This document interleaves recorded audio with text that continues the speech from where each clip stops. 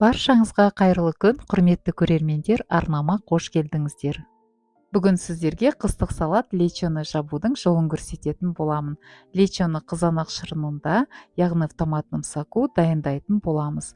Құрметті көрермендер, видеоны аяғына дейін қарамастан бұрын каналыма тіркеліп, лайк басып, қоңырау батырмасын басып, қолдап жіберулеріңізді сұраймын. Ал енді бір аптадан кейін ашып банкамызды дәмін көргелі жатырмыз. Өте дәмді шығады, әрі тез оп-оңай жасалынатын лечо салаты. Сондықтан сіздер де дәл осы рецептпен міндетті түрде жасап көрулеріңізге кеңес беремін.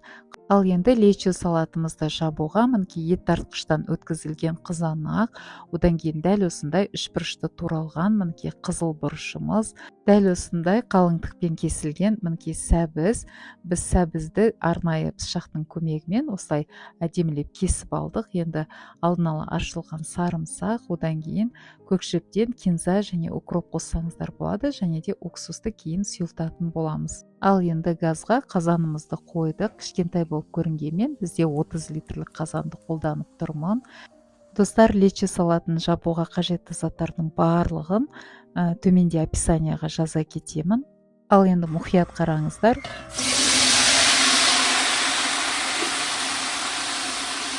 Ал енді жақсылап қызған майдың үстіне ет тартқыштан өткізілген қызанақты бірден салып жібермей, біртіндеп осылай шөмішпен салып отырамыз. Яғни абайлап, қауіпсіздік ережесі үшін. Енді қазанымыздың қақпағын жауып, өте бәсеңдетілген отта томатный сокты жаңа қызанағымызды 15 минут қайнататын боламыз. Қызанағымыз қайнағанша біз сарымсақты дәл осындай қылып турай бастаймыз. Қазандағы қызанақ шырыны 10-15 минут қайнағаннан кейін, енді үстіне алдын ала дайындап турап қойған сәбізді қосатын боламыз. Сәбізді де 10-15 минут қайнататын боламыз. Жаңа айтып кеткендей, толықтай қанша килограмм, қанша грамм зат қажет екендігін барлығын төменде описанияда қалдыра кетемін. Яғни осы видеоның атауының астында мінекей рецепт түгелдей жазылып тұратын болады. Енді біз қазір 250 грамм қант, яғни толықтай бір кесе қантты салдым, және де ас қасықпен 5-6 қасық тұз салдым. Бірақ тұзды жаңағыдай пісіру барысында дәміне қарай, өздеріңіздің қалауларыңызға қарай қосасыздар. Бүгін мен укропты ғана турап қосып жатырмын, себебі кинзаны алуды ұмытып кетіппін.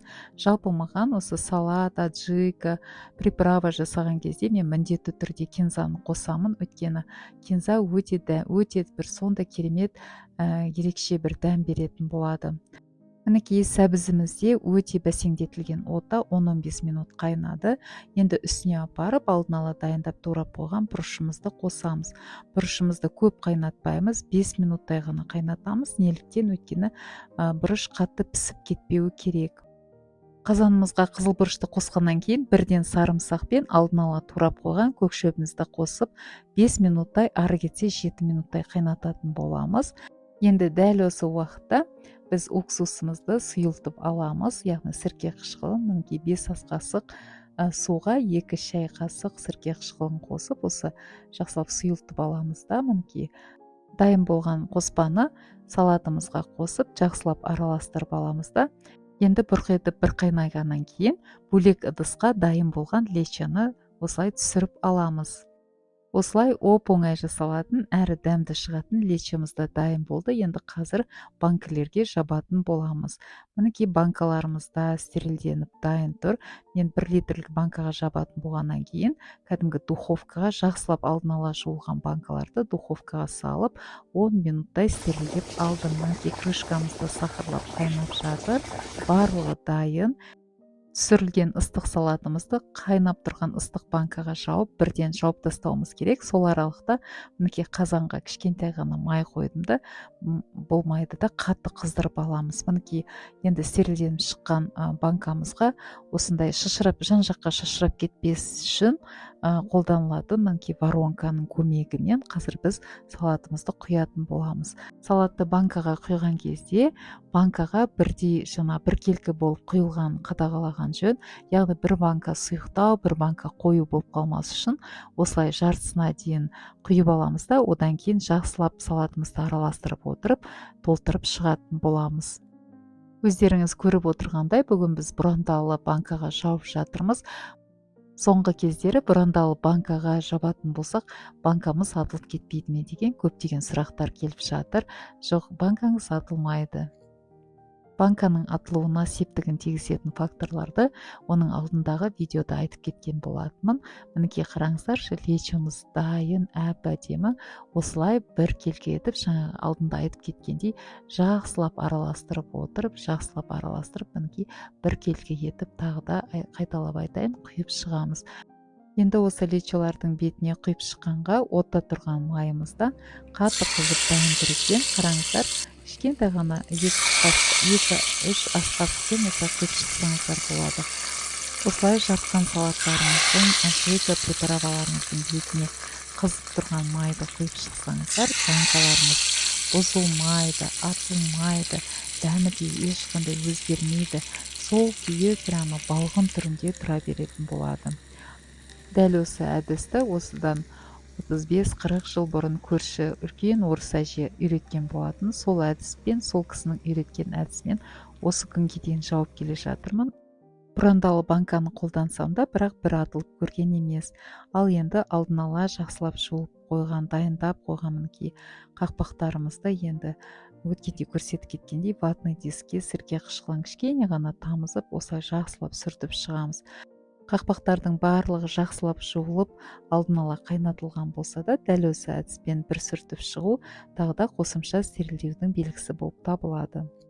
Духовкадан шыққан қайнап тұрған банкаға қайнап тұрған лечо салатымызды салдық. Оның үстіне қайнап тұрған майдан осылай 1-2 ас қасықтап құйып шықтық. Енді мінекей крышкамызды жақсылап жауып, банкамыздың дұрыс жабылған, жабылмағандығын мұқият тексеретін боламыз. Мінекей тағы да бір қол жүгіртіп тексеріп, одан кейін жатқызып, мінекей қырымен және де төңкеріп, барлық әдісін тексерудің қолданатын боламыз. Негізі лечо салатын жасаудың тағы да бір жолы бар. Ол жерде қызанақтың шырынынсыз, яғни суды қосу арқылы жабуға болады. Ол жолмен де лечо салаты өте дәмді шығады. Ал енді достар, бүгінгі видео пайдалы болса, сіздерге ұнаса, онда өз достарыңызбен, өз құрылпыларыңызбен бөлісіп кетуді ұмытпаңыздар. Каналыма тіркелмеген болсаңыздар, тіркеліп, лайк басып, қолдап жібергендеріңізді сұраймын. Қысты күні рахаттанып, сүйсініп жейтін, өте дәмді шығатын, жасалу жолы оп-оңай, осындай қызанақ шырынында лечо салаты дайын болды. Міндетті түрде жасап көруге кеңес беремін. Ал енді дайын болған салатымызды мінекей төңкеріп, осындай дәл осындай арақашықтықта бір-бірінен осылай қойып қоятын боламыз. Үстін жақсылап жылы көрпемен жауып, 1-2 тәуліктей тұру керек. Банкаларды қойған кезде мінекей араларын қатты жақындатпай, дәл осы арақашықтықта ұстап, мінекей үстін жылы көрпемен жауып тастаймыз. Құрметті көрермендер, видеоның аяғына дейін қарағандарыңыз үшін сіздерге көптен көп рахмет. Сіздермен бірге болған мен Марал Есенова. Кездескенше сау саламат болыңыздар.